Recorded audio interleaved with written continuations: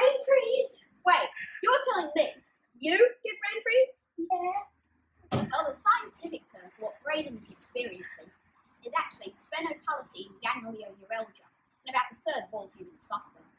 But Charlie, the real question is, how do you get this demonic phenomenon? Well, if you really want to know, come with me to the new lab. Firstly, we all know at this point that cold foods make your brain freeze, but that really isn't the case. Basically, it is a short-term headache caused by rapid consumption of cold foods like ice cream and slushies. Oh, brain freeze.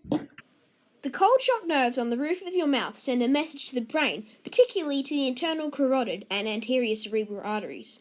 When the place where the two arteries meet gets too cold, it starts to vasoconstrict or get smaller. The brain then freaks out and sends more blood to those two arteries to try and warm them up. The extra blood makes the arteries rapidly expand or vasodilate.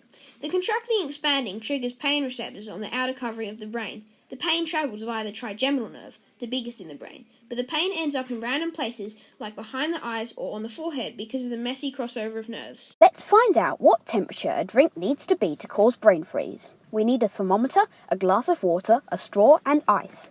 Oh, and some willing subjects who experience brain freeze. We start with plain tap water as a control. No one gets brain freeze from tap water. We add ice to the glass of water to drop the temperature and ask the subject to drink the water, wait to see if they develop brain freeze and record the result. We repeat the process, dropping the water temperature each time. We found that brain freeze is triggered by drinks at a temperature of around minus 2.5 degrees. So intriguing. But how do you stop this evil phenomenon? Well, Lachlan, it's quite simple, and as usual, I have the answer. 1. Quickly drink some warm water. 2. Push your tongue to the roof of your mouth to warm the area. 3.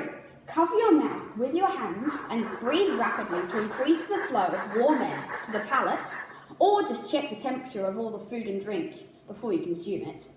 And did you know, Dr. Carroll, that people who suffer from migraines are more likely to get brain freeze because the brain response is similar? Yes, of course I did. We are using what we have learnt about brain freeze to create a drug that can prevent the rapid expansion and contraction of the arteries in the brain to help migraine sufferers. What I've learned today is that eating or drinking cold things doesn't physically freeze your brain, but it causes a minor headache. And then the horror is curable. See, Brayden, brain freeze is interesting. There's nothing to be scared of. You're right, I would be scared of silly little things like mosquitoes and brain freeze.